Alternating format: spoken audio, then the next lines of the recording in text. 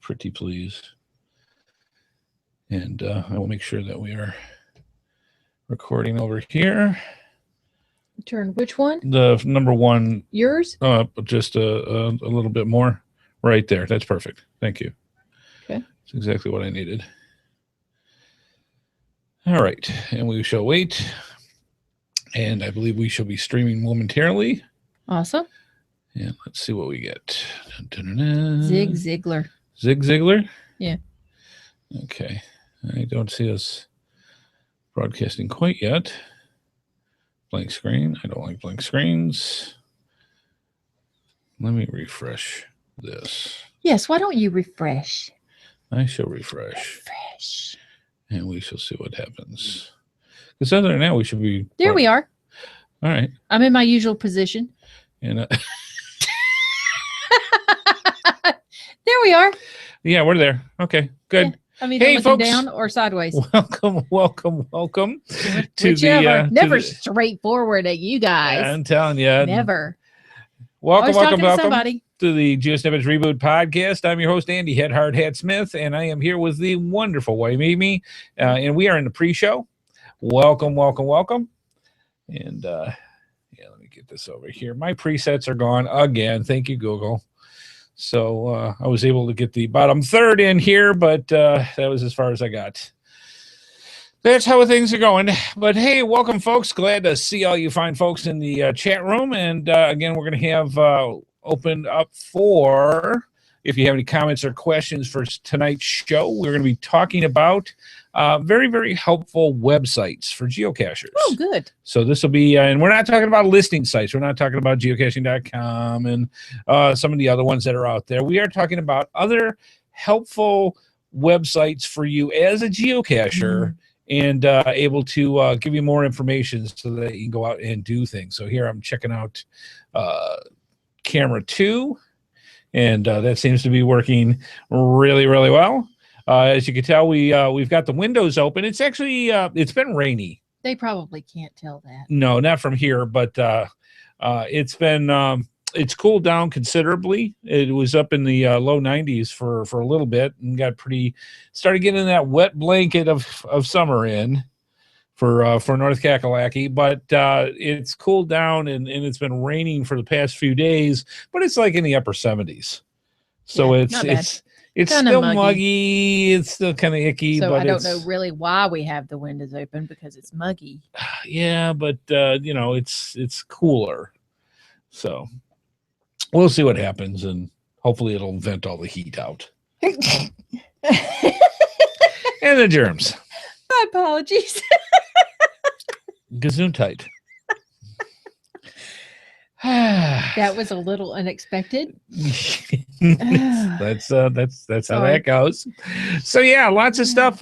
Tonight's show, very, very cool. A little bit of bittersweet news, I'm afraid, that's going on with this. It's sad, and one of our geocaching icons is no longer with us. Yep.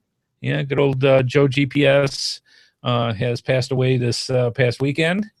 And we're going to miss you, Joe. Now, if you don't, we'll talk more about it in the show, but if you don't know, Joe has either been known as the godfather or the grandfather of Geo Woodstock. He was one of the first original people that put it together. He was an icon of the community for geocaching. Did a lot. I've seen a lot of pictures with him with an awful lot of people, just doing what Joe did, and he was always had a smile on his face. I've heard nothing but great things about the man, and he's going to be missed. He truly is. It's something when you lose an icon like this, and he will be missed. So yeah, it's sad and it's a shame to go, but we have to keep on going and go from there and carry on his tradition. Absolutely. So, and actually, that's a discussion that I want to bring up when we start talking about Joe later on during the actual show. And since this is, if you don't know, with the patron pre-show, basically what happens is we kind of do all the behind-the-scenes stuff. And I've been doing a lot of work on the board today. Cross your fingers, cross your toes. Actually did figure out how to get. It's not comfortable. No, I can. Yeah, my pinky ring keeps getting in the way. Oh, I'm I just don't saying. get into that. But, I'm just saying. I'm kidding. So, anyways, it's on my big toe. I'm kidding. The plus minus or the mix minus here on we the go. board. I believe I've actually got working right, and I got my aux sends to work where my aux sends were supposed to go, and I think the echo problem is completely gone now when it comes to the people that will be out on the show as guests coming in. They will no longer have the echo, and you won't hear the echo anymore on their end as well. So it's going to be a lot of fun making sure that that's working. The only thing is I did have to recalibrate quite a bit on the board to make things that levels are going okay. So, for example, the amount of information that when we talk and when we do things on the cart and anything like that that's going out to you fine folks into the Hangout, that has a certain level that I have to keep the volume control set up. So you're actually learning some of this stuff, and this is what you do in the pre-show. You learn things. So on the board on here, I've had to readjust some stuff because there's different outputs that are working on here. And I'm not going to bore you with all the technicalities, but I do have to make sure three things that happen: the master output that goes through the board, the amount of information that goes to the Hangout so that you can hear it when you hook into the Hangout and watch it through YouTube, and also the amount of information that's going to our recorder so that we can record that as well. And yes, we're recording, so I'm just saying. So if you hear something that seems maybe a little lower that needs to be adjusted higher, just tell us in the chat room, and we will go through and make some adjustments on here. If something seems particularly loud tonight, let us know, because we did a test with the, for example, the cart, and it was a little loud, so we turned it down here in our headsets, but had to keep it so that you heard it enough. So things like that. There's some give and take, some balance issues that hopefully will be taken care of. But the big thing is we will hopefully no longer have that nasty echo like we've had the past 2 weeks. I still don't know why it's not doing it, but I had to literally reconfigure my entire board so that's working correctly. So that is the technical part of the show tonight. I hope you learned a lot about Mix Minus, and be sure to contact me anytime. I'll be glad to try to explain to you the best I can, because I just relearned it, so I'm just saying. So yeah, you look bored. I'm sorry. There's other things to talk about. What other good things do we have? We went to Woodstock. Yep, that was fun. That was fun. Had a good time at Woodstock. Yeah, we did. So now you've had That's my first one. You've had a whole week that I like working at home. Yeah. I told him at work I like working at home. We have to tell her what happens. Okay, so I've been out of work for 2.5 weeks. 2.5 weeks. So what happens is just before Geo Woodstock, she's off on the beach. No, do not tell that, because that is not true. Wilmington, which is on the beach, on the ocean. I didn't even see the ocean. Yeah, from that part of Wilmington, you can't. That part of the city, you can't actually see the ocean. Saw it. You could. It's like a quarter of a mile on the other side. I never saw it. Yeah, so it's difficult to see. I went over the bridge and saw the sound as I was going to, and as I left. Right. Yeah, so that was good. And so before Geo Woodstock, she had a week of classes. She drives home the night we had Lisa and JD in the office here in the studio, so that we could do geocaching podcast. We talked to them till like, I don't know, almost midnight or 12:30 at night. It was pretty late. Yeah. So they skedaddled to their hotel. We go to bed. I packed the car. Plus produced the show for geocaching. Done. She was done. She was exhausted. We get up and then immediately first thing in the morning take off for Geo Woodstock. Mm-hmm. So she's off that entire week. Mm-hmm. Then we come home that Monday. So Tuesday she started her test. So for her masters. So I take that whole week off. And then you come back this week and Monday and Tuesday, I had another class. So I was out Monday and Tuesday. so she was out basically 2.5 weeks. So Wednesday, I'm gonna have some yesterday, coffee. was my first day back at work. And they forgot I had the class Monday, and I got a text message from our assistant chief, and he says, "Are you coming to work?" I said, "I remember I told Chief I had a class today and tomorrow," and he's like, "Oh, we forgot.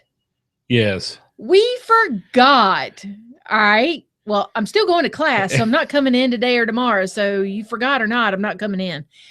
So yeah. That so was good. Yeah, and it was funny because the class was supposed to be close to home. So I was thinking, oh, I got all this grades of time. And then I looked it up, and I did not have all grades of time. And I thought, oh my God, I'm going to be late on the first stinking day of class. So I rush, get there. And Waze the GPS is telling me, take this. It's 4 minutes faster. I'm like, own it, buddy. Let's get me there quick. So I get there, and it's the title of the building says National Guard Joint Headquarters. Okay. I'm like, hey. The National Guard. And when I went in, I couldn't go in before the little man who had a sidearm strapped to his leg told me I could after I showed him my ID. And I said, I'm just here for class. And he said, can I see your ID? I was like, of course you can. Here I am. I'm not going to terrorize anybody much. So I go in. He said, go around to the American flag. And he was laughing about it, because clearly I'm a threat.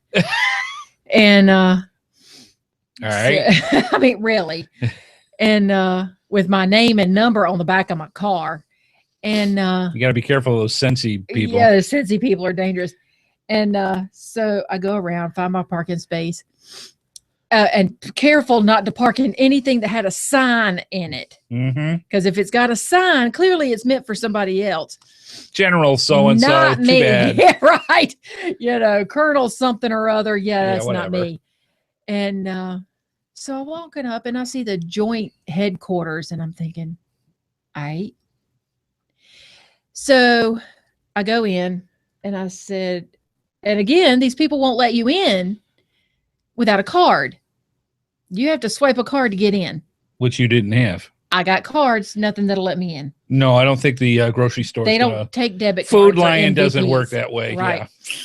So the guy lets me in. Again, this dude has a sidearm strapped to his leg too. And I'm thinking, I've never been to this building. I don't know what it is.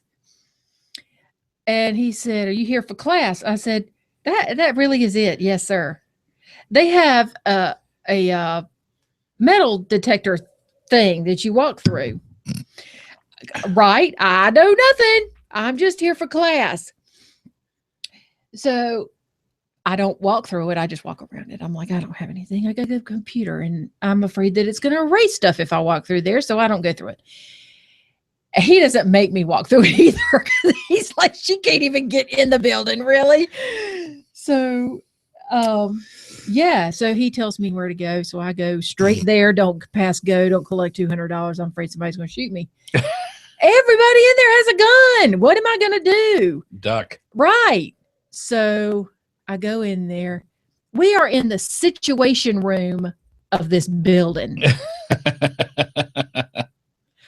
Really? Oh, yeah. Any building that has a situation room that has people in camo with sidearms strapped to their legs. What could happen? Yeah. I'm thinking you're probably in the safest building in the state. Turns out, yeah, there was actually a museum in there, the National Guard Museum. Oh, very nice. Yeah, it was kind of cool. But it was also the North Carolina State Emergency Management Building. Right. And I'm thinking, important decisions are made in this room. Yes. So then the top dude from emergency management walks in and he says, "Oh," and this was a CISM class. Basically, we learn how to debrief people. And why can't they just call it that? They should. Debrief people class. Yeah, they should. It'd make it a whole lot easier. And he says, "We're going to need you guys here in a very near future." And I'm thinking, what do you know? We don't. All right. I'm thinking, holy crap. We're in the situation room now. There's people with guns. Hang on. Just saying. I know. Sorry. My bad. And now he comes in and says, "We're going to need you." Oh my gosh. And so I sit there patiently and wait. Yes. I'm not very good at that. And he says, "We have and he's very serious about this. So you don't laugh, which was very difficult for me when he said it. "We are going to have the avian flu coming in here shortly."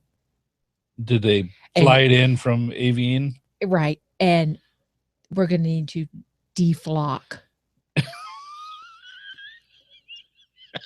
It took everything I had. I wouldn't be able to do it. I would not be able to do it. It took everything I had. And I thought, you got to be kidding me. Who deflocks who? Are we debriefing? The chickens?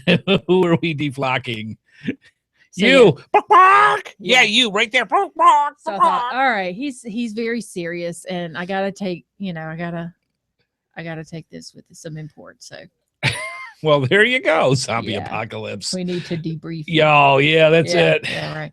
So yeah, I mean, the class was very, very good, and I really did enjoy it. I mean, the guys teaching it was awesome. Yeah, that's cool. Speaking of zombie apocalypse, my bad for making that really long, but it was hilarious and it was awesome. It was awesome. How many times do you get escorted by police people with? I wasn't escorted, but they were all awesome. It's better to be escorted than escorted. I'm just saying. Right. They were all nice, and I was, clearly a threat to everybody because I was like, "Hey, what's your name?" Now Taz puts in about the zombie apocalypse. If you saw, I think I put it out on Facebook this past week. Amy and I went to our favorite place to eat for breakfast on the weekend, and it's a place called Angie's. Little hole in the wall. People are fantastically funny. Good food, home cooking, that whole thing. I'm looking at the restaurant because we've only been there a few times. We haven't been there a lot, but it's now one of my favorite hangouts because the food's so good and the people are so nice. I'm sitting there going through, reading the different things. One of the items for breakfast, oh my God, I couldn't do it, is brains. Yeah. Says right there, brains and eggs, I think it is. No, we told you that you could eat them with eggs. You eat them with eggs. It's actual pork brains. Yeah. Little piggy went to market. Yeah. I'm just saying. Yeah. So literal pork brains that they mix up with eggs and stuff if you want. I haven't tried it yet, but I've got to try it just to say that I did. Yeah, and I'm going to mention it tomorrow night to my dad, and he's going to tell you. But I'm going to say, "Hey, Dad, tell Andy about brains and eggs." He'll say, "Oh, yeah, it tastes like sausage." All right. You watch. I'll try it. You watch. I'll try it just because. Yeah. But yeah, my uncle used to tell me all the time. He'd say, "Yep, only thing you don't need on a pig is a squeal." Yes.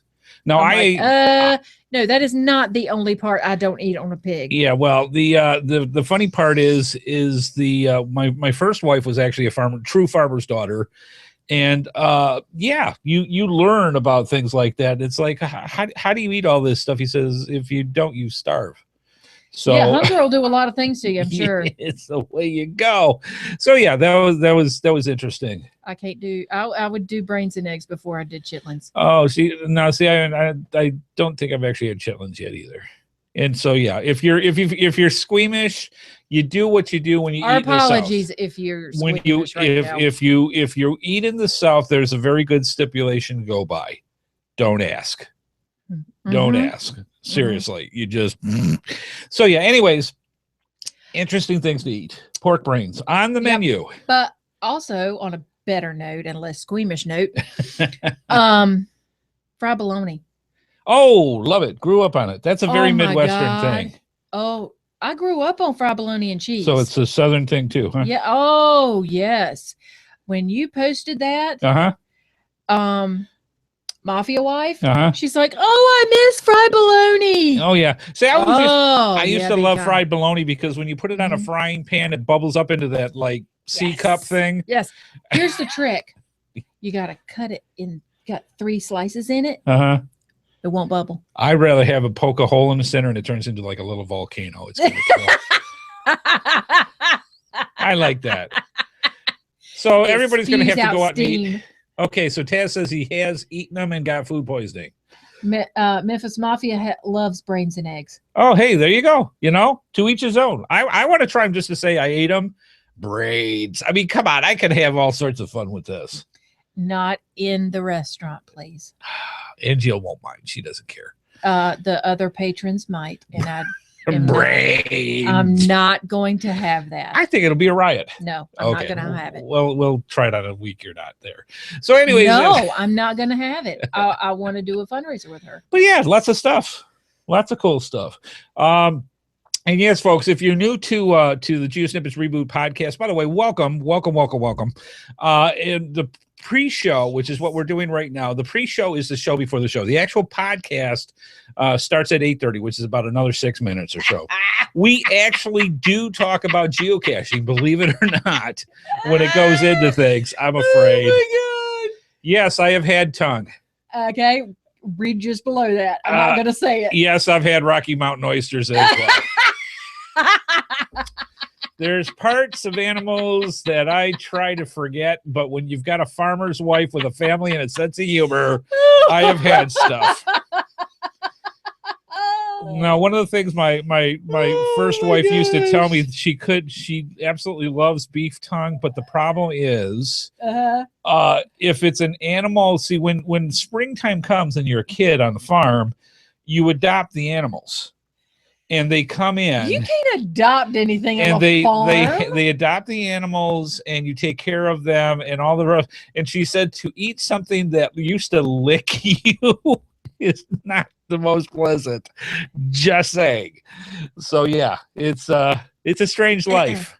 And she also told me, and tell you guys, you learned, if anybody ever had to worry, not that they do with me, but if you ever thought of being abusive with a farmer's daughter, don't. She used to tell me how she used to castrate pigs. Yeah, you won't get I will not mess with a woman that can do an artistic thing like that. So I'm just saying. No, I'm not going to eat anything that an animal used to walk on. Feet. I'm not going to eat anything that it used to listen with. Yeah. And I'm not going to eat anything that it could have licked me with. Yes. And Mafia wife, or Memphis Mafia was saying how pickled pig's feet, I have tried them, do not care for them. Was my first wife's favorite thing, and I actually had to get used to it because you open up the refrigerator and poof, there's a jar of pickled pig's feet, and there you go.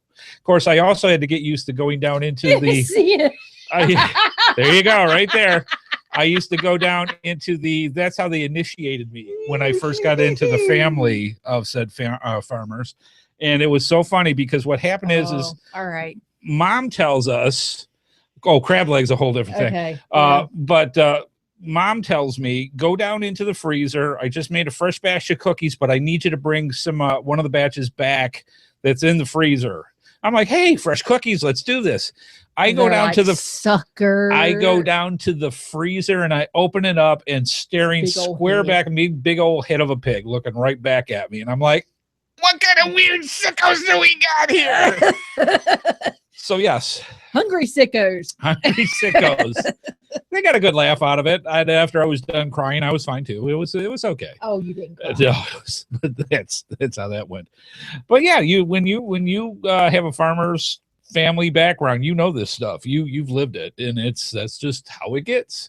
Crab legs. Holy cow. Man, I love them. We love them. We will go since we're so close to the coast. When you're in the Atlantic, you get a lot of blue crab, especially around anything from Virginia, Maryland, North Carolina. Blue crab is incredibly popular here. A lot of work, great food, awesome stuff. You learn what bays is. Yep. So And I grew up going to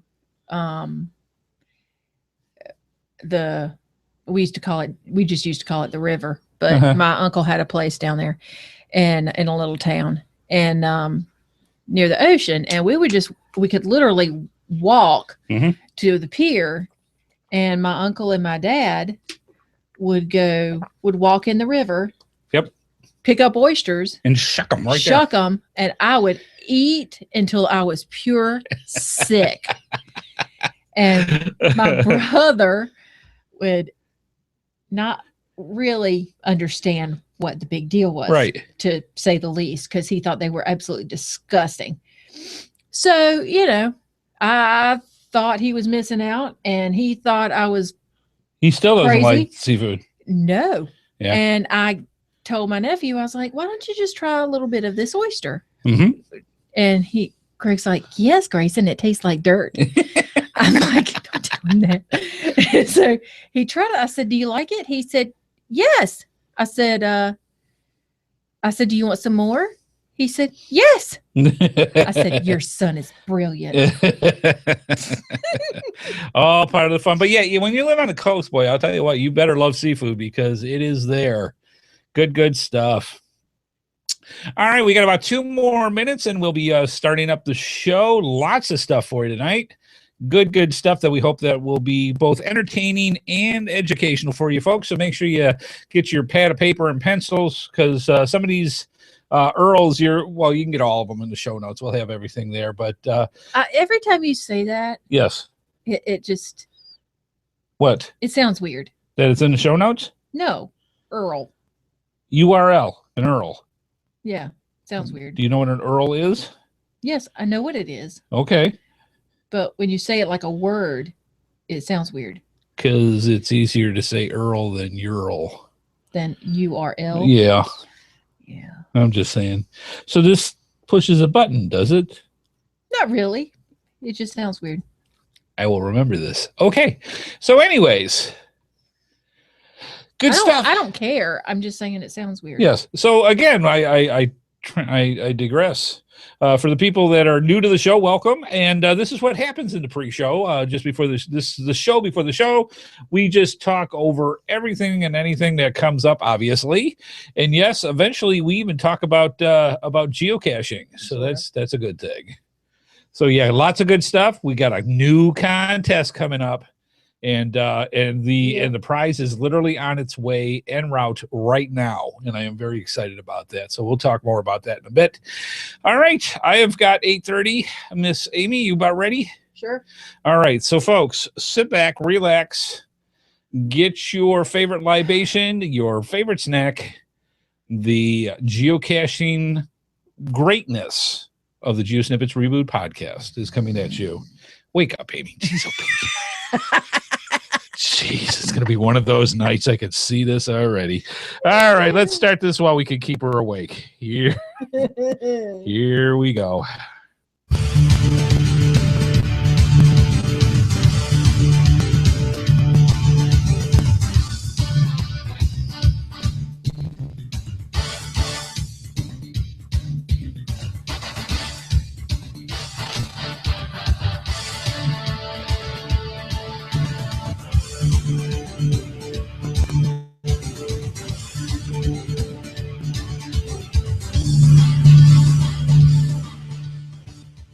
Well, hello, and welcome to the GeoSnippits Reboot podcast. I'm your host, Andy Head Hard Hat Smith, and I am here with the wonderful, the delightful, the sleepy wife, Amy. How you doing, darling? Fun. As she plays with her watch. Yes, we vibrated. Did it? Yeah. I'm sorry.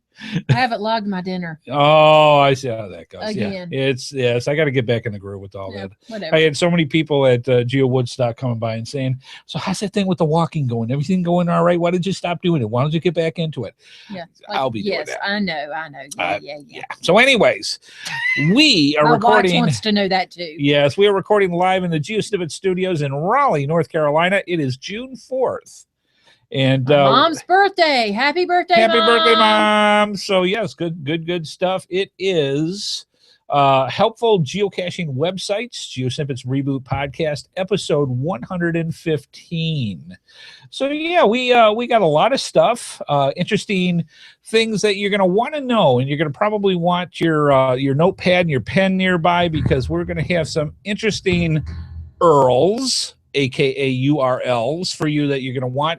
And actually all this stuff that we're going to be talking about tonight is going to be in the show notes for episode 115. Yeah, so you can just click on the button, right, and it'll take you where you need to go. Just go to GeoSnippits.reboot.com and you'll see it there. So anyways, welcome. We are still recovering, I think, a little bit from Geo Woodstock. Wife Amy has had quite the week when it comes to getting back from Geo Woodstock, taking some more classes, finishing up your schoolwork for your master's, and you've been a busy person. Yeah, I'm just waiting now. Yeah, so I think everything's good. I hate waiting. Yeah, you are not the most patient person, nor am I. No, neither one of us are. And No. I've, in fact, checked 3 times today to see if they posted it. Did they have any idea when they're supposed to start posting it? I emailed the guy today, and he has not responded. So we'll be living on pins and needles until we find out what's going on with this. But yeah, things are going well. Weather's been really, if you notice, I've got over here on camera 2, I've got the window open. It's been cooler. We dropped down into the low 70s, but it's been very rainy the past few days. But it's nice to have the cooler temperatures, even though it is cool and yet humid. It's not the best combination. But at least it's cooler. We're in this upper 70s, so we got the window open and going from there. But yeah, lots and lots of stuff going on. Bittersweet things. If you haven't heard, we have lost a geocaching icon in this past week, and we are very, very sorry to announce that Joe GPS, basically known as the godfather or the father of Geo Woodstock, has passed away. Yeah. And we saw Joe just as soon as the last day of Geo Woodstock. Yes, we did. He announced that Geo Woodstock 14 would be in Denver. And basically, from what we can tell, is that the next weekend he went home and unfortunately has passed. And Joe, he literally was a legend in geocaching. I had the pleasure of meeting him back in Geo Woodstock 11, and wish I had more time to talk with him. And it's a shame when something like this happens, because you always want more time for things like that. And no matter how much time you have. Yeah, and he's just an amazing man. Everybody I've been reading about that knew him, has met him, has just said how much of a fantastic person he is. Always had a smile on his face, and was always there to help out whenever it came to geocaching. Some of the achievements that he had was adopting a number of the ape caches, and kept them going, traveling to different places, including Brazil, to make sure that caches were still intact and making repairs to the container replacements whenever was needed. Now, this was something, and Taz is in the chat room, so I'm going to have to see, since he was just in Brazil. He just found the ape cache about a month or so ago. And my question is, as far as I understand, Joe owned that ape cache. Now that he has passed, what's going to happen to the ape cache? I've actually had a couple of people ask me this. I honestly don't know. We'll see if we can find something out from geocaching.com and see if they've got some kind of a statement. Somebody's going to have to adopt it. Right. That is the last ape cache. It's obviously in great shape, because Chad has been there and seen it. And it's in great shape, so there's no sense to archive it, but somebody's gonna have to take the reins of it. Yeah. Lisa's in the chat room too. So I don't know if she knows or not. Yeah. Yeah, I don't know. Joe was the one who took care of that cache. Yeah. Yeah. So I don't know how they work that in these kind of cases. I don't know if he was gonna. Yeah, we'll have to find out. If he had a plan, if somebody was going to take care of it after him or not. Yeah. So when we do find something out, we will definitely let you know. Again, very bittersweet. And it's, I was just happy that I got a chance to meet him, that I got a chance to talk with him for a couple of minutes and just to be able to meet the guy that started it all with Geo Woodstock. So, you know, again, very saddened, and our hearts and prayers go out to the family. And I think the best thing to honor Joe GPS is to keep his traditions. Absolutely. And keep it going, yeah. and keep things going, and the spirit that he portrayed in the geocaching community going. And that's the best way to keep him in our memory. Absolutely. All right, let's move on to, let's say, so you say to yourself, hey, you know, we had a really interesting conversation and discussion in the pre-show, which had nothing to do with geocaching, I think, for the entire 30 minutes. But these guys are pretty cool. How do we see them? How do we contact them? How do we keep up with everything that Amy and Andy do each and every week? Well, it's very simple. To watch the live feed and join us in the chat room by going to www.geosnippits.com on Thursdays at 8:30 p.m. Eastern Time. We also have all our social media links, including for you to subscribe to our YouTube channel. We have got a ton of stuff that came out from Geo Woodstock. We had some fantastic stuff with the other geocaching personalities as well, and we'll talk a little bit more about that in a few minutes. But we just had a fantastic time. We've got a bunch of videos. We've got more stuff coming out.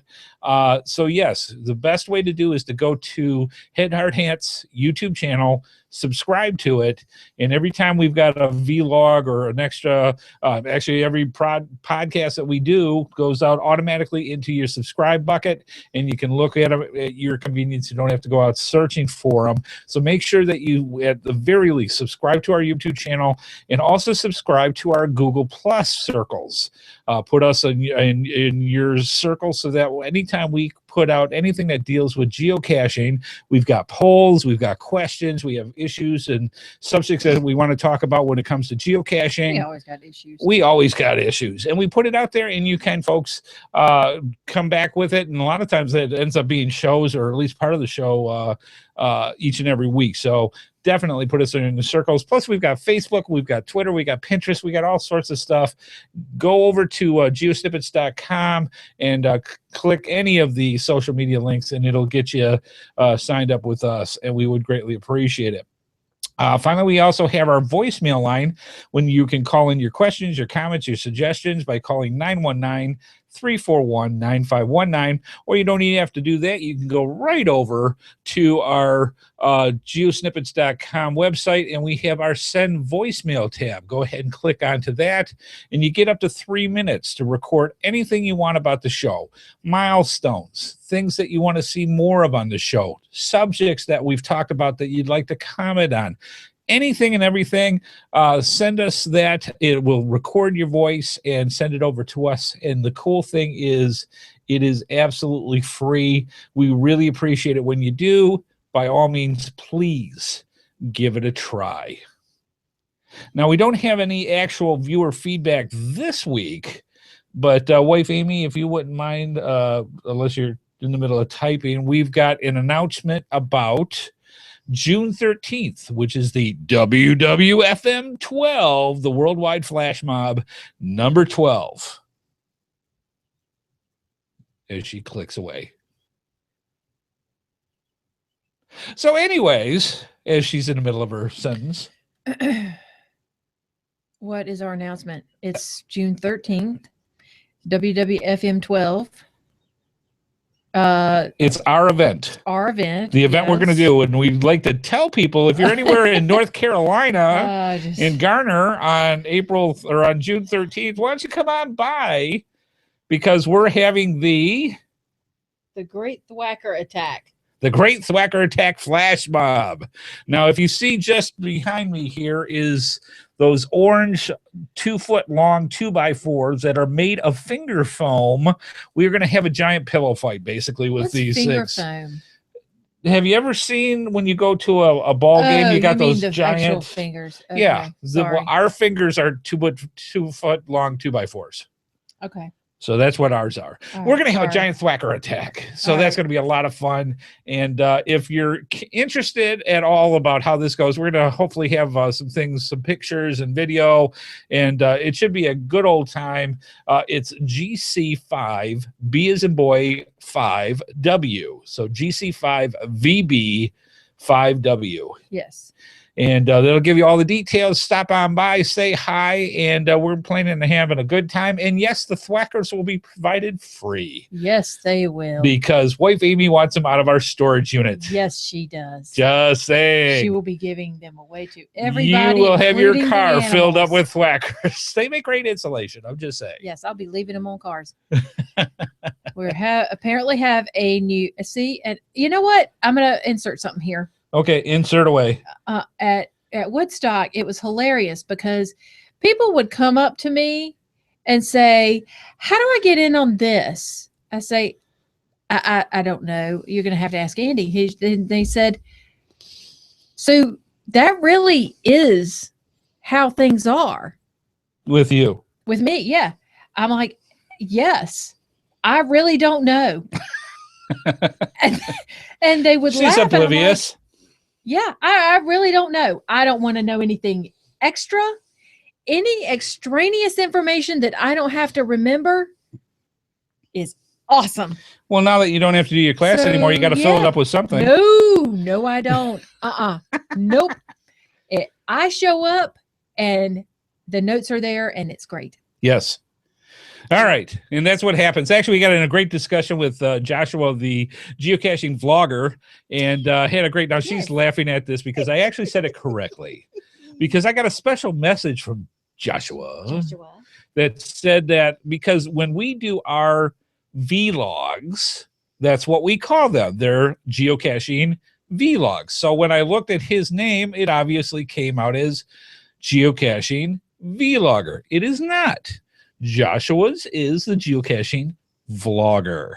So anyways, he is a great guy. We had a fantastic time at Geo Woodstock, absolutely riot.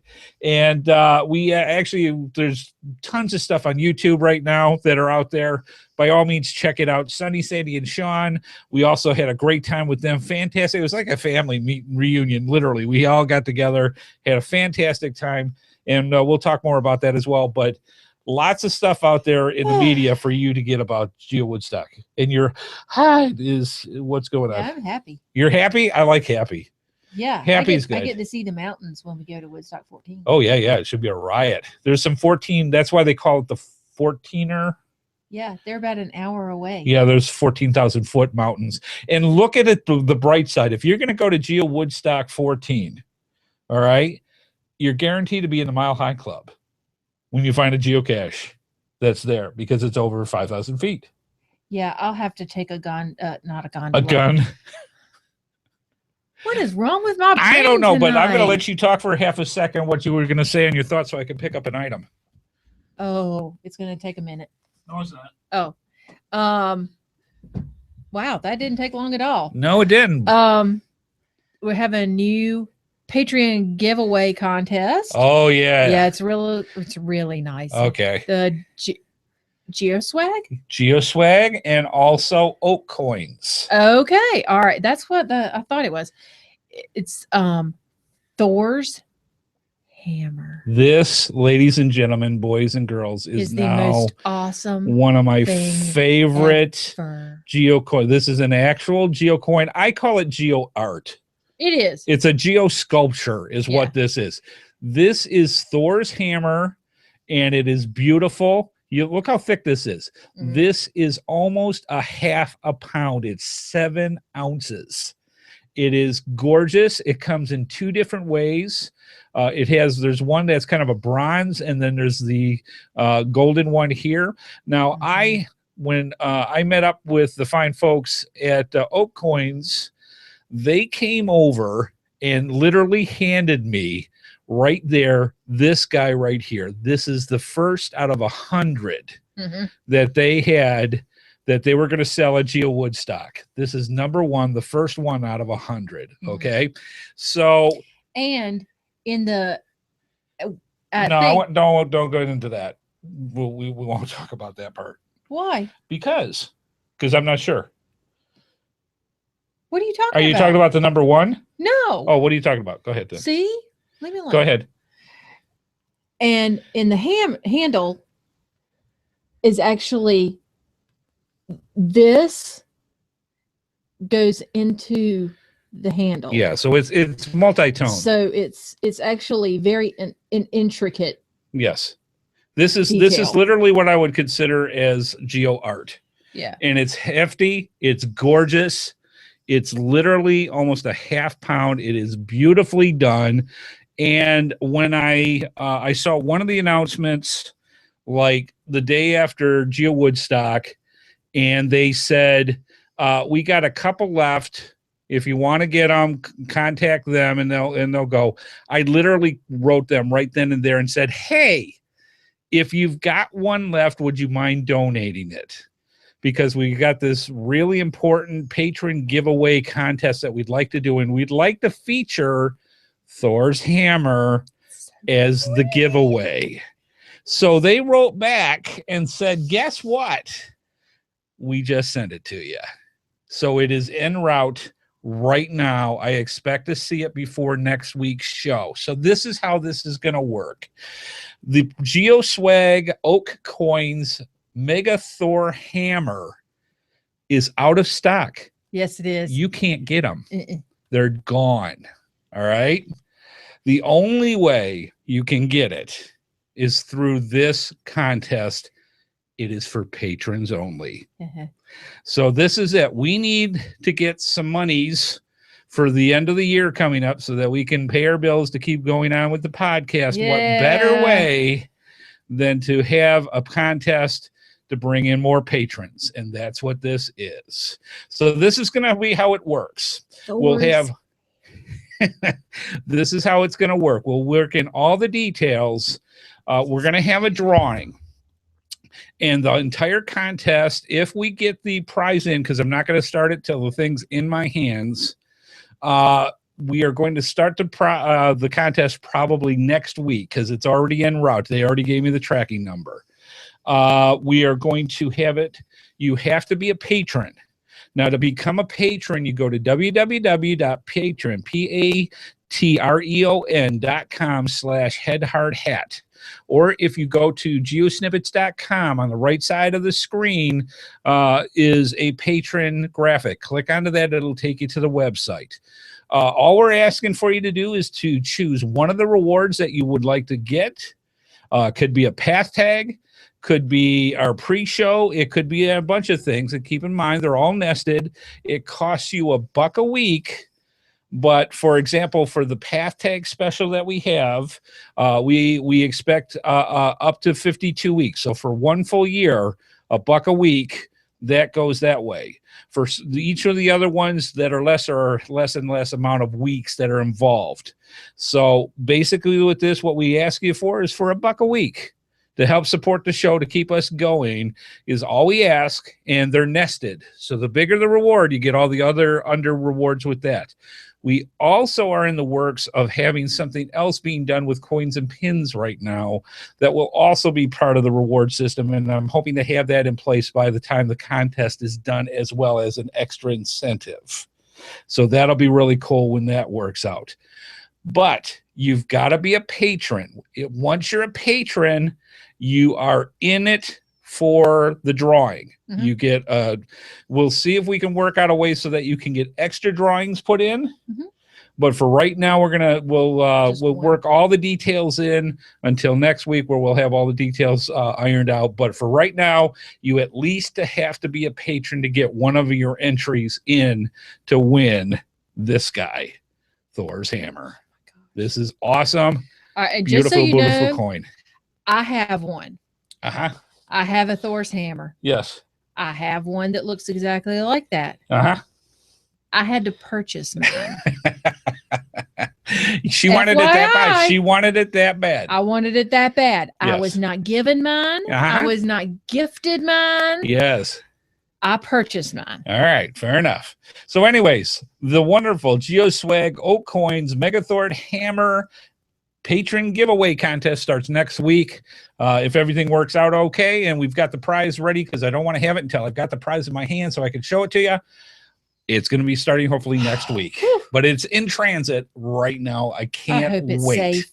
Yes, and we'll have details in the show notes. If you want to go check out the information about it at geoswag.com, we will have that for you in our show notes to check that out. I can't wait. This is going to be awesome. This is something you don't want to miss. All right, let's move on. We've got our GeoSnippits Reboot podcast geocaching poll of the week.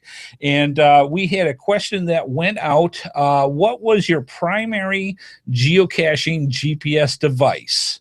And we've got, and again, it'll be in our show notes. We have a live testing of it right now. And oh boy, Miss Amy, it's very simple. We only had 3 choices with it. And why don't you do the smallest to largest, and we'll go that way. Well, I would have not chosen that one, but anyway, smallest at 2% was tablet. Yes, there are people out there that use tablets to go find their geocaches. At 39%, which kind of surprises me, is a handheld GPS unit. Okay. And at 59% is a smartphone. How things have changed over the years. Their primary unit. And I would say that's very accurate from the things that we've listened to other geocachers over the years. Well, that surprises me. But does it? Yeah. Okay. What part surprises you? I figured a GPS unit and smartphone would be kind of more neck and neck. More close? Mm-hmm. I think with the ease of people being able to just go out and get the app right off their smartphone now, it's so much easier than taking that extra amount of money and effort to go out to actually buy a GPS unit. Yeah. I'd also be interested to know how many free app users answered the question. Oh, that would be interesting. Why don't we do that? Why don't we put a poll out that says when you go out geocaching, do you use the paid or free geocaching.com app? If the free users are using their smartphone, it's more likely that they are not experienced geocachers. Right, where they would not have a GPS unit. Where they would not have a GPS unit. I think that's very good. And if they're just starting and they don't know whether they like it or not yet. Right. So they haven't decided whether or not they're going to purchase a GPS unit.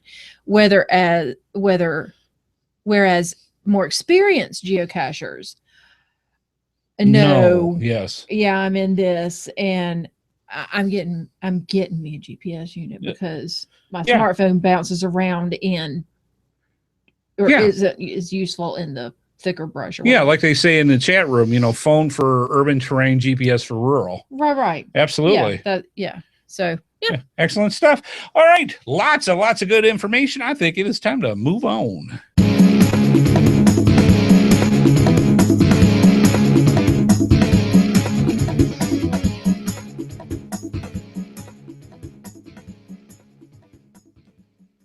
Tonight's episode is brought to you in part by cash-advance.com for all your geocaching needs. Cash-advance.com. Go find it. And also by coinsandpins.com, the best place to get custom coins, geocoins, lapel pins, and patches made. Go through our GeoSnippits links and use the promo code HARDHAT for a 10% discount.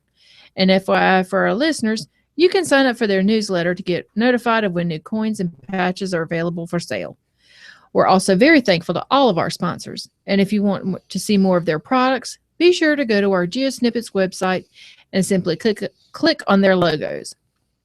Not only do you get great deals, but it helps our program as well. Absolutely. And speaking of the sponsors, just a quick plug for episode 403 of the Geocaching podcast. If you really want to learn a lot of the background of how Cache Advance became Cache Advance, we had Lisa and JD right here in the studios just before Geo Woodstock. I just gave another listen to it today. It is an amazingly informative episode of the Geocaching podcast. Check out episode 403, and you will learn all the background stuff about Cache Advance. Very cool thing. Let's move on.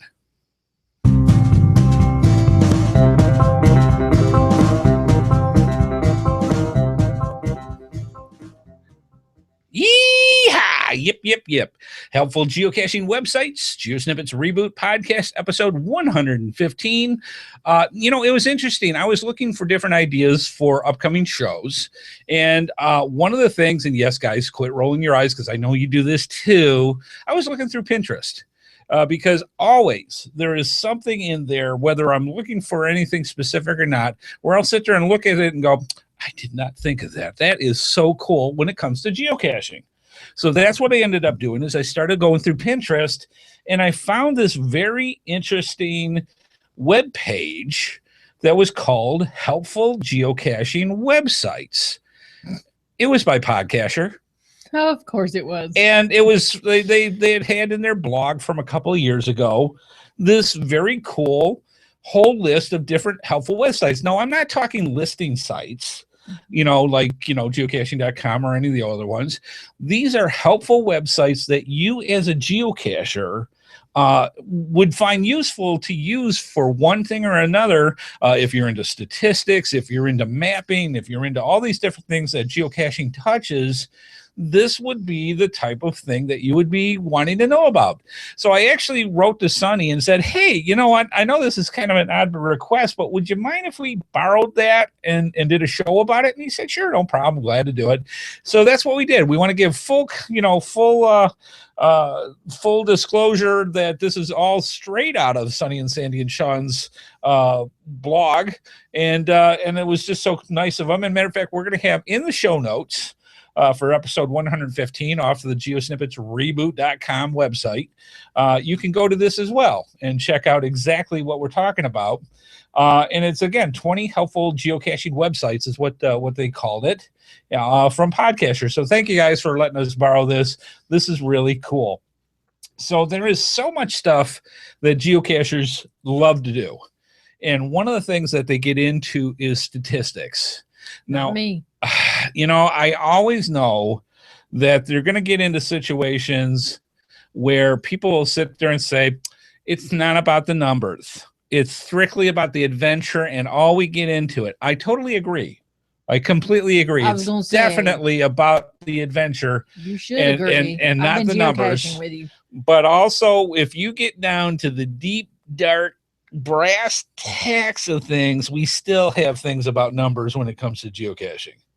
Because when you don't. No, but it's an identification for geocachers. Yes. When you talk to somebody, you know how many you have. Yes, and that's what I mean. That's part of it. But you don't know how many. You don't know the minute details. Not always, but a lot of people get into it. Yes, I agree with that. And so whether you are a huge statistic fact person or not when you come to geocaching, some kind of identification of how well you're doing compared to everybody else, a lot of people identify with that as a reference point. Yeah. One of the ones that you would love to get into, and they've already mentioned that in the chat room. Have they? Okay. Yep. And I'm sure there's a lot in the chat room we're going to talk about, and we're going to get into that right now. As a matter of fact, Cooley 1103 said exactly what we're talking about, and that's Project GC. Now, Project GC has come a long way when it comes to all the different things that they do, but it is a site with the goal to provide dynamically generated statistics as well as maps, tools, and all the geocaching things in the world. It uses the Groundspeak live API and requires you to authenticate your geocaching.com account when you do this. Now, the cool thing about this is if you are into challenges, if you are into any kind of statistical thing that you can possibly think of, Project GC is the thing that you're going to want to go with. It's not only is it great for you to figure out your own set of, how you rate and all the things that you do, you can also look at everybody as a whole, all the geocachers that have recorded anything about geocaching, you can find out stats. And if you go and become an actual contributing member to Project GC, you get your hands on all the goodies, all the background checking, all the stuff that if you were into databases and everything else that you can pull information out, you can just, how do they call that when you sit there and you just watch your favorite show on over and over and over again?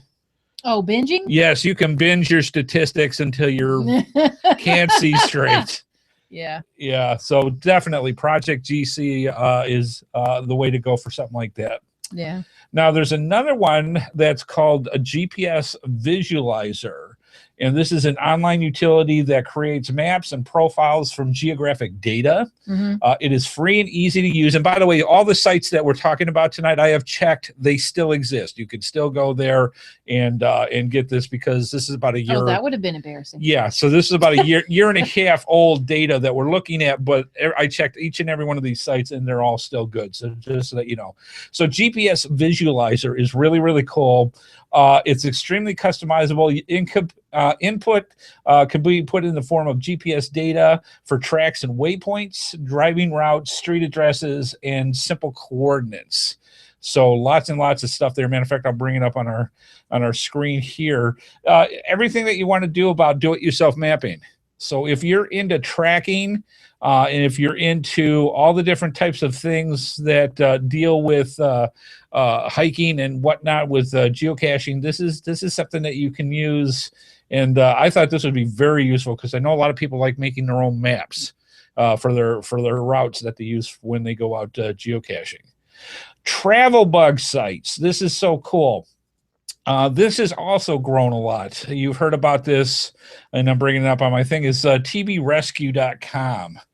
tbrescue.com is exactly what it sounds Look like. at the little fire truck. Yes. So basically what happens with this, if you've got a travel bug that's missing and you want to have it so that people are aware of how it goes. Your TB needs help. Yes. It's a place to submit rescue requests and ask other geocachers to help in moving your travel bug along. Now, I have seen this in the past. If you've got a travel bug that's sitting in a 5.5 and it's been there for 2 years, and you know, how often do people hit that particular 5.5 website, or that particular geocache, I should say? This is a great way to say is, hey, if you happen to be out this way, could you go, could you go find it and move it along for us? And it doesn't have to be a 5.5. It can be anywhere. Just to verify that it's where they say it is even. That's a good way to know, to see if something is missing or not. But for the rescue teams, there's a map to see the travel bugs that need help. Additionally, as a rescuer, you can register to watch an area and be informed as soon as a new travel bug is in your territory and needs help. So again, this is travel bug rescue. I'm picturing little travel bugs going, help me, help me. This is really cute, and it's really neat. So cute. The website is very nicely done. It is it's even got a little needle at the top with a syringe. It is so cute. Yes. Now, another one that I thought was great, and I didn't get a chance to look too much into it. There are several sites that are in there for travel bug races. Yeah. And this one here is from the same people that do TB Rescue, and it's called tb-run.com. They must have small children. I'm thinking this There's goes a little police car. Little race cars. Yeah, little race cars. And what this does is... that's got flames. Basically, they must have small children, or one like me, or just like me with the mentality. Anyways, this is a way of very easily setting up your own travel bug race. Headphones. Yes, so this is really cool. I like this. This is awesome stuff. So yeah, TB Run. Let's see. There's also another site for travel bug races. I bet it's for the same people, where you can join a race or start one your own. I'm getting excited about it now. All right, this one is called tbrace.com, and it's very simple. It gives you the way of getting your travel bugs together, registering them for TB Race, and then join a race. And off you go. So it actually helps you set yourself to get into different races. And again, this is tbrace.com. How come we can't have checkerboard travel bugs? There's licensing. Actually, if you see a lot of TB races, you'll see the travel bug usually in the front with like 2 race flags to the sides, things like that. But I think that would be awesome. Okay, Lisa, here's something to think about. If you don't affect the actual travel bug logo, can you make the tags for races checkerboard? Okay, something to think about. Vendors, go do it. Go for it, and let us know. So that is awesome. Great idea. I like that. Yeah. See, look at them though. Aren't they cute? Yeah, we're one looking at has a T and one has a B. Right. And the T and the B are light blue, and the tags themselves are checkerboard. Yeah, so that you know that they're in a race. Yeah. I think that's an excellent Get on idea. that, Lisa. She's like, great, thanks. Yeah. Another one is a travel bug tracking website. Ooh, GeoTribes. With interactive maps and statistics for geocaching, travel bugs, geocoins, and all your trackable items. And yes, it is geotribes.com. Or I'm sorry, I'm going to actually tell you the actual one. It's GeoTribes with the .es. So it's GeoTrib.es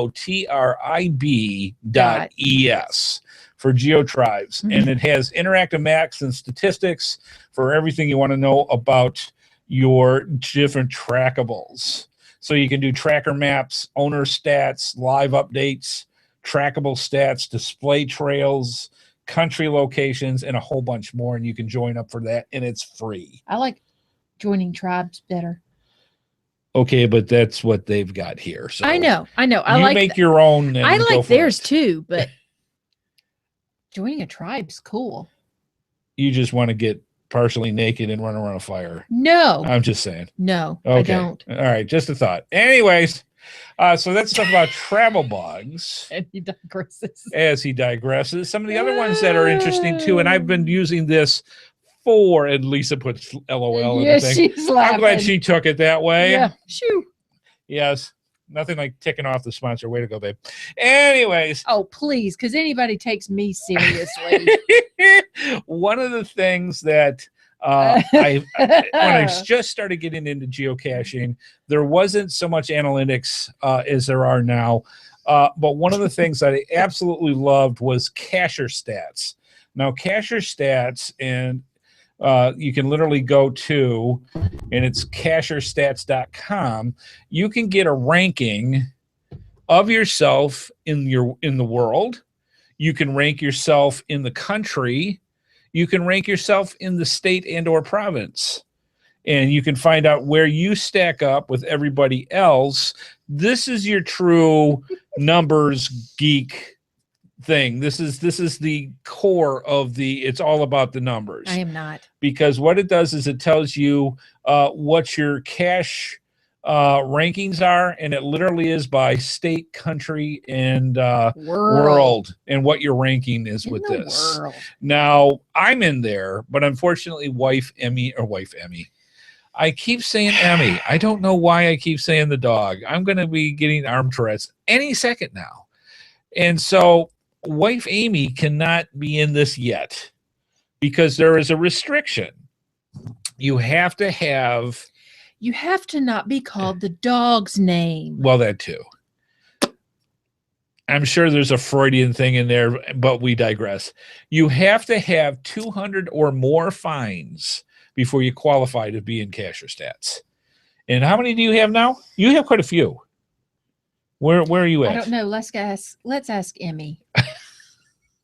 I'm in the doghouse. All righty. So anyways, Cacher Stash is great for anybody that wants to find out where you rank with everybody else as opposed to where I rank, which is down in the doghouse.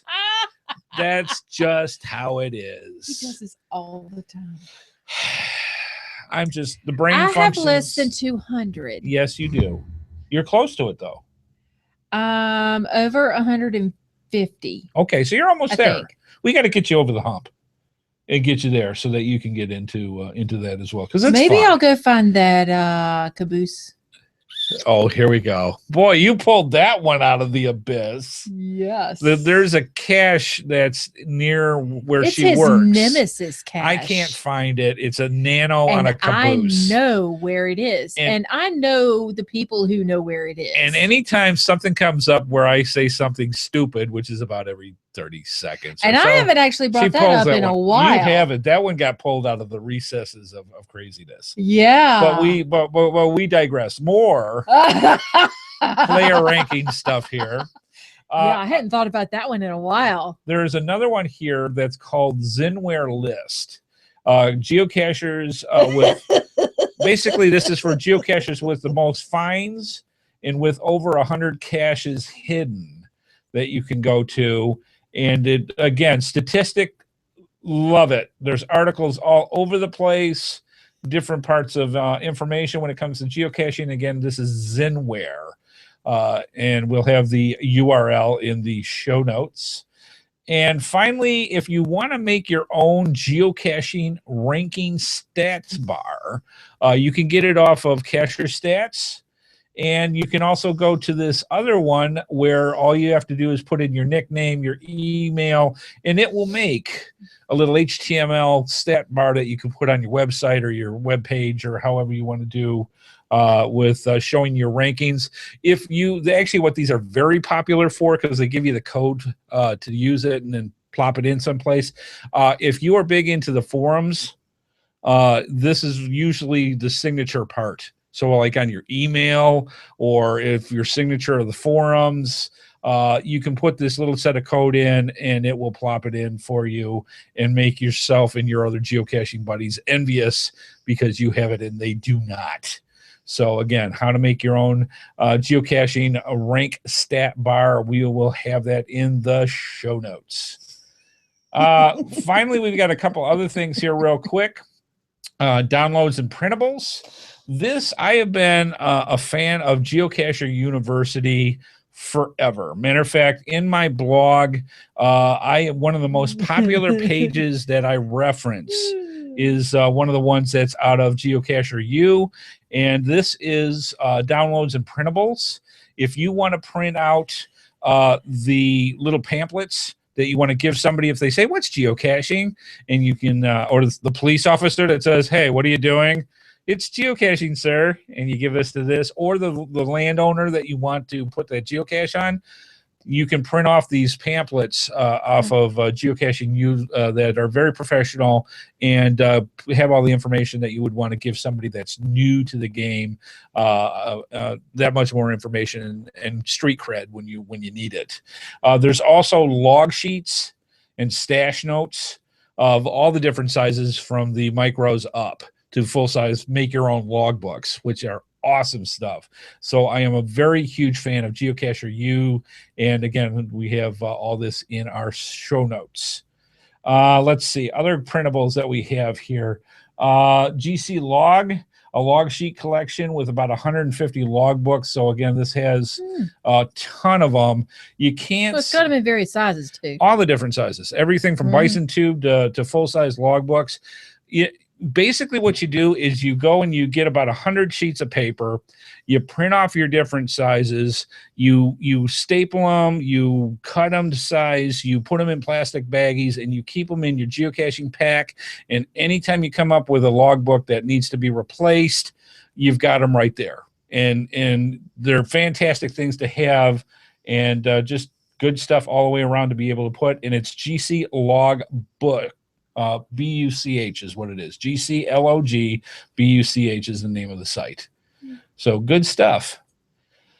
Let's see. Finally, other stuff. Coordinate checkers. This is something if you are into your puzzle caches, and there is nothing like going to figure out your puzzle cache and knowing that you juxtaposed your coordinates or you didn't calculate it correctly, and you're somehow in the middle of a parking lot looking for an ammo box, wondering why that would be me. That's not where an ammo box can fit. Where is this? There are ways of checking. Underneath somebody's car. Yes, there are ways of checking your coordinates for puzzle and mystery caches. Saying, I wouldn't hide an ammo box under this Lexus. I don't know what they're doing. I don't know. I don't know what they're thinking, but Lowe's needs to have, I don't think they're allowed to put it in the middle of the hardware section. So yeah, you obviously figured something wrong. One of the good ones is GeoChecker. And a lot of times the web pages, when you go for your puzzles, will tell you which GeoChecker or which checker to use. But this is very simple. A lot of times it's as simple as putting in your coordinates, clicking the button, it'll say yay or nay. And it keeps track of how many ones, how many people, and whether they were correct or not. There's another one called GeoCheck. Same process. Apparently they had some problems with it that they're working out, that they were hacked not too long ago, but according to the message that they have here, they're sorry that it happened, but they're figuring that part out. But that is another option that they have. They've got Evince, EVINCE, which is another different coordinate verification system that they have. Again, all for mystery and puzzle caches. There's Certitudes, sorry. And again, different ways of certifying tool to validate solutions for geocaching puzzles. And finally, there's the geocaching coordinates checker by New Mexico Geocaching. So that's in there too. So there obviously are a whole bunch of choices that you can use. And a lot of times the person that puts out the puzzle or the mystery cache will tell you which one of these have the actual verifier, so you can check on it and go from there, because they can put cool little graphics in the web page that show how many people checked it, how many got right, how many didn't. So good stuff in there. Different type of search and shortcuts. There's Gizmo Guy 411's Geocaching Hints and Shortcuts. It's a wealth of information on how to use geocaching.com in interesting ways. I got to check on that just because that sounds interesting. Just tons and tons of information, everything you want to know about different things with geocaching, including everything that you can possibly think of in here. It's just tons and tons and tons of information, and it looks like a white paper. Let's put it that way. There's that much information. So if you want to go and check that out, that is there. Geocaching Quick Search, which is mobile friendly. And I'm bringing that up, and it's literally mobile friendly. It's a little site in there that you can put in geocaching information, and that's you can a search find that box and a go. If you want to get quick information, that's a way to do it. Give me quicker. It's mobile friendly, powerful and flexible search engine for caches and trackables. There's rating and voting sites. Now, this is something that I thought was kind of interesting with that as well. Handy Caching. It's a site which aims to improve the accessibility of geocaching for disabled people all over the world with a simple rating system for caches, as well as tools and resources for disabled geocachers. That's awesome. And it's handycaching.com. And just little helpful things and ratings for people to find out about particular websites. And I thought that was awesome for a tool. Yeah. Excellent, excellent stuff. There is, and I just missed my part here, GC Vote, an extension of geocaching.com that enables you to rate the quality of caches. You add your vote with a single click, and it displays the average of all quality votes received for any particular geocache. So, you know, that's kind of unique. I mean, I think a lot of these were probably in place for something like that before there were favorite points, and for people to vote on geocaches, but sometimes checking out things like this might give you some hidden nuggets of information you didn't know about. All right. Well, good stuff. We hope that you enjoyed all the cool information and the cool websites that we went over. I know we kind of did a fast flyby, but again, go to GeoSnippitsReboot.com for episode 115 and check out all the URLs. It really doesn't bother me. Okay. For the websites, and get all the information you need, and you now have so much more at your fingertips, and we hope you enjoyed it. All right, let's move on.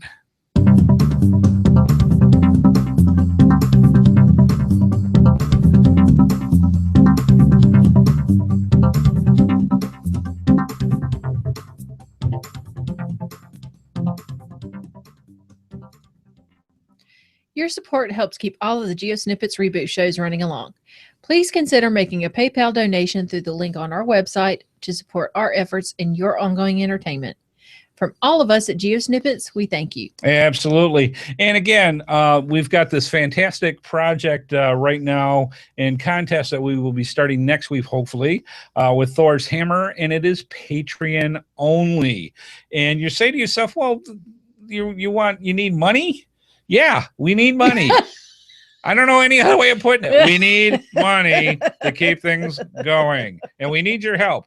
And this we ask for this, and sincerely, everything that you send to us goes to the shows.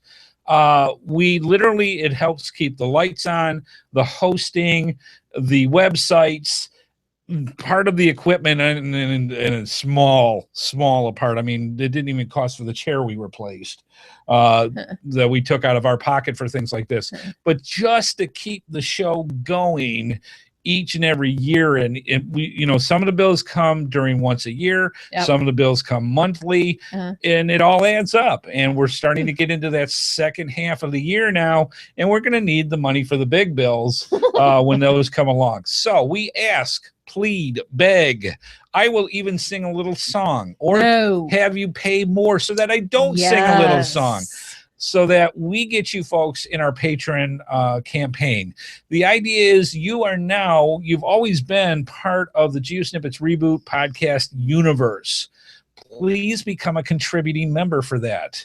It's, you get that little extra bit of pride and knowing that you're helping us provide information to so many geocachers all around the world, and you're a part of it, and you're helping it go along. And we appreciate all the patrons that we have. We need more, and we just ask you, please consider becoming a patron. And for the contest coming up, the only way you can win is to be a patron. I don't like using force tactics. It's not my way, but we're in that situation. We need to ask, so we're asking, and this is a cool way for people to get into it. We're giving away a fantastic prize. Cool prize for this. So is it worth $1 a week? You better believe it. Heck yeah. And even if you don't win the prize, you're helping us keep things going. And there's so many other contests and so many other things that we're going to have available for our patrons that are still on the boards coming out. That will be available for you too as well. So it's not like a one only thing. This is continuous. And again, for all our patrons, thank you so much for everything you do. You literally help keep the lights on. Let's move on.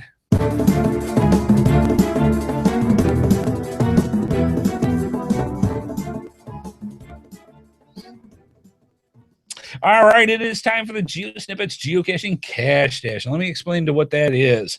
We have some of the best vendors and sponsors from around the world in our geocaching cache stash, and they want to tell you fine folks about all the different products and services that they provide. So what we do, easy for you to say. Sometimes it is, sometimes not so much. And this is one of those cases. This is one of those cases, and sometimes the tongue doesn't work like it's supposed to. That's because of all the cough syrup. But anyways, that would have made Grayson laugh. That would have made it. Anyways, so they tell us what they'd like to have spotlight, and they send it to us, and we turn those into prizes, and we give them away to you. We do it each and every week, and we love doing it, and this is no exception. And for last week, Wife Amy, for episode 114, what was the prize? And this is the first time. You can't even get it on Cache Advance's website yet. Nope, not yet. This is awesome. Tell them what it is. From Cache Advance, it's the GeoGlowBots Glow Cubes. These are so cool. They are magnetic. They are little magnet about the size of a nano cube that all it takes is about 12 hours of sunlight. So it's standard day. And they will stay glowing all night. So this is something that you would want to use like night tax when you're out doing a mystery or a puzzle cache or a night cache. And Amy actually talked about this before, and I thought this was a fantastic idea. If you are out either geocaching, hiking in the woods, whatever, and you're on a trail, you put these every once in a while someplace so that when you're on your way back, little breadcrumbs to figure it out. I thought that was an excellent idea, my wife Amy. GeoGlowBots Glow Cubes, and that is the prize going out for episode 114. What was the question? Question was, where was the very first Geo Woodstock held? Excellent. And the answer is Louisville, Kentucky. Absolutely. Now, what we have here, and I'm going to bring this up here. I have on my little Nexus 7 pad, I've got two things. One, I've got all the correct answers that were sent in for episode 114. And then I also have my random number generator. Now, the way the random number generator works is it's got a number between 1 and the total number of correct answers that came into for episode 114. 4? And so if, for example, no, not 4 in heads. Thank you, Memphis Mafia. I think there's a pattern coming here. Yeah. If, for example, it was 4, it's not 4, that we would count 4 from the top of the list down.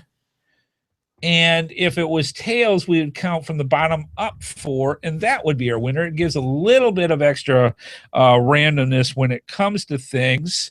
Now they got to figure out, are you going to say what you're about to say because Memphis Mafia said heads and 4 because she said that, or because you're choosing it, or that's because what the coin flip was? So we'll let you worry about that. Miss Amy. Well, they can think what they want to. Okay, we'll let them think what they want to. They're going to anyway. Are we going to go from the heads down, tails up? Tails up. Oh, well, this one should be easy. Let me get down here. All right, this goes to, let's see. Let me make sure I get the right thing and they got the right answer here. Okay, we have first Geo Woodstock was in Louisville. That is correct. And I don't see my marker here to put. There it is. Dink. All right, the winner is Alex. That's all I've got. That's it? That's it. Alex, you are the winner. First Geo Woodstock was in Louisville, Kentucky. Thanks, Amy and Andy. Sent from my iPhone, and I've got Alex. So, all right. Alex, send us your send us your through your email. That's what we'll use. Send us through your email to gsreboot@gmail.com. Send us your address, and we will get those out to you. They're fantastic. Congratulations to Alex. That was easy to write. Yeah. Cool stuff. Way to go. You won those fantastic things. And like I said, you can't get them from cashadvance.com yet because they're not even on their website. We've got them literally from Lisa at Geo Woodstock. Yeah, she said, here, give us prizes, go. Yeah. And we went forth She's and like, did. They're not even on my website yet. Not even on the website yet. So you awesome. say to yourself, hey, wait a minute. How do I get into this? They give away geocoins. They give away fantastic prizes. How do I do this? How do I get in so I can win each and every week? Well, it's very simple. To be eligible to win a prize from the Cash Dash, all you have to do is get your correct answer in, for example, for this week, by 12 noon Eastern time, Wednesday, June 10th. That's next Wednesday. Holy cow, June 10th already. Wednesday, yes. June 10th. Get your answers in by email to GSReboot. Woo-hoo! GSReboot@gmail.com. So GSREBOOT@gmail.com. In the subject line, put Q1, episode 115 for this week's episode. So subject Q1, episode 115. All correct answers will be put in a drawing just like you saw. And I see woohoos. Oh, Vlogger's in our chat room. Welcome. No? Not Vlogger. Vlogger. See, I went to that whole spiel and just blew it. Sorry, Joshua. So Joshua, the Vlogger, geocaching Vlogger. He said it right the first time. I had it. I apologize. So anyways, Joshua was in the chat room. So welcome, Joshua. Good stuff. So anyways, they want to know how to win these prizes. Flustered him. I did. I got flushed. He's such a great guy. Email to gsreboot@gmail.com. Subject Q1, episode 115. And let's tell them what's going on with the prices. And also, just so that you know, we're not going to be able to do it tonight, but at least once a month, we give away live right on the show another prize. and we go out and we give it to just for the audience to come and possibly win a free prize right there on the show. Wasn't this week, Nope. but there's this little birdie that keeps going out and stealing the thunder and telling you when they're. Is it Thor? It is not Thor's thunder, but you know, what can I say? We have his hammer. Well, that just gives another example to show this cool geocoin. I know. Anyways, once a month at it. least, we give away a prize to the audience that are watching the show live. So that gives an extra incentive to come see us while we're doing this cool. All right. Not tonight, but hey, you never know. Could be next week. Let's tell them about episode 115 this week, wife Amy. Yes. What are we giving out as the prize? From Cash Advance. Yes. It is a Right in the Rain pin. This is an actual guaranteed right in the rain, because I know this because it says right up here. In the rain. Right in the rain. This is nothing gets past him. No, man. A right in the rain pen, and what else does it say? A grab bag item, but you didn't hold that up, so I didn't know. Okay, this is the right in the rain pen from Cash doesn't really Advance. surprise anybody. Really. Now, when we were at Geo Woodstock, we had about 50 prizes that we were giving away. We did not give all the prizes away. So right over here, no, we did not. We have lunch bags full of prizes. Yes, we do. I want you to reach your hand into the box and grab one of the bags. Should I get a pick? Just anyone? Just anyone. Just pick a bag. And this is a grab bag. Whatever's in this goes with the pen. Oh my gosh. Just don't spill it. All right, let's see what we got. No. Okay, she wants to do it. Lift it up so people can see. It's a bag. Okay. It's a grab bag. Yeah. And what's inside? I honestly don't know. They're Drum not roll, marked. please. It's from Cash Advance. All right. Show them what it is. It's a bolt cache. Yay! Rusty bolt. So that is included. Matter of fact, what I'm going to do is I'm going to take the pen, the bag, and the bolt cache, put it all together, and I'm going to put this as a prize. This is what you're going to win next week. And we're going to do these grab bags till they're gone. Yep. So that's how that works. That's the prize for next week's Cash Advance. Get your stuff in, and we will go from there. Yep. All right. Good stuff. What was the question? So the question with this would be a helpful thing for them to know. Yes. Who is the initial developer of Tupperware in 1942? Ooh, who designed Tupperware? In 1942. Yes, and actually the name is very interesting. Maybe not what you expect. Interesting stuff. So who's the initial developer of Tupperware in 1942? Send your answers into gsreboot@gmail.com by next Wednesday, and you will be eligible. Again, put in the subject line Q1, episode 115. Good luck to everybody. All right, let's finish this puppy out.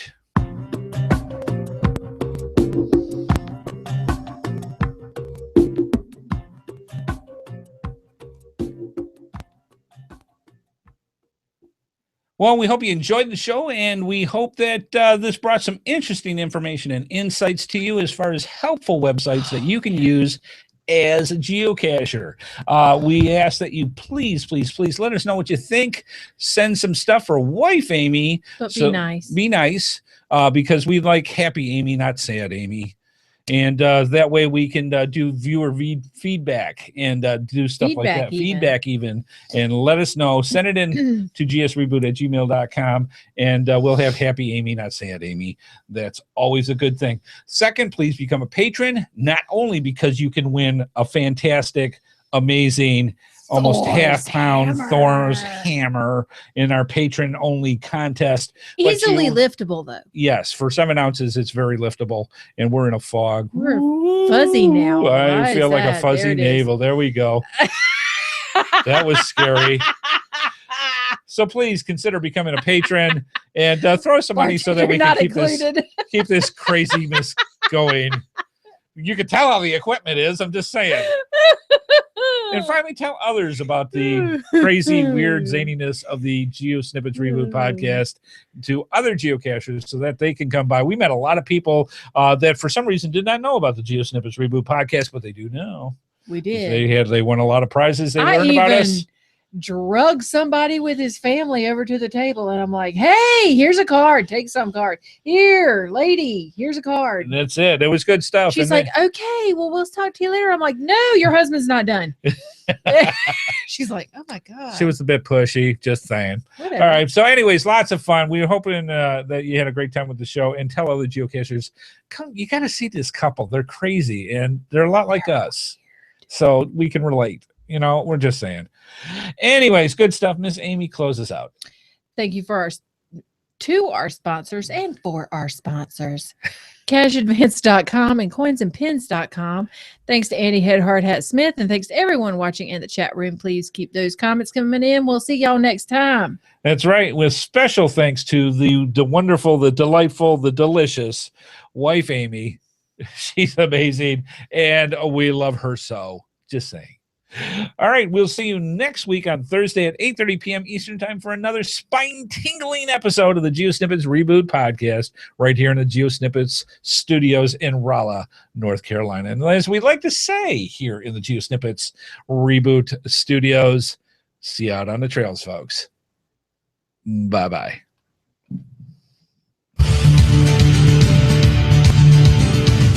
Please be sure to join us each and every Thursday at 8:30 p.m. Eastern Time for another episode of the GeoSnippits Reboot podcast, right here at the GeoSnippits website at www.geosnippits.com.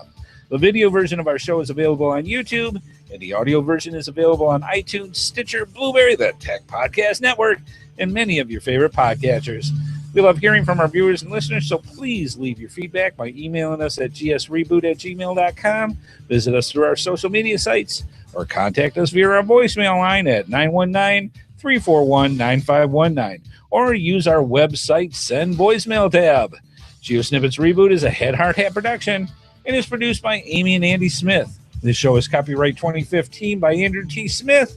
All rights reserved. Yeehaw! Yip, yip, yip. And clear. I did that for Joshua. So yeah. He's not here anymore. Did he leave already? Yeah. He was insulted by my vlogging. Yeah. I scared Joshua away. I'm sorry, Joshua. I don't think you scared him. Okay. You've met Joshua now. Yes, he did a flyby. Yeah. So, hey. All right. So, anyways, you actually did that for his 8-year-old. Yes, who loves that. Yeah. So we had a great time. Mm-hmm. Hope you had a good information too. Please consider being a patron. This is one awesome. Oh, he's still here. Okay, good. All right, good. Just wanted to make sure. So yes, this is an awesome geocoin. This is fantastically cool. And this is, they only have so many of them. There isn't that many made. And I don't know how many, if they're going to make any more. All of them are out of stock. The ones that they made are gone. Yes. We had luckily one more that they sent to us. And that's it. So this is going to be a great contest. Hopefully we'll get some patrons in for that as well. And if you're already a patron, you're already rubbing your hands going, I want it. So yes. Yes. Cool stuff. We'll see what happens. And we will be giving that away in a month. So this is going to be a lot of fun. Yeah. All right, we're going to end the broadcast. We had a great time. We hope you did too. If you've got suggestions for other shows that you would like us to do, please let us know. Send it in to gsreboot@gmail.com or send it in through our send voicemail tab. Let us know, because a lot of times we don't want to just guess what you want to hear about. We want to hear things that you want to know about. And that makes the show just that much more fun. Mm-hmm. So, all right. Mm-hmm. We shall see you so much next week on the GeoSnippits Reboot podcast. No? Overdone? All right, folks. Have a good one. See you later.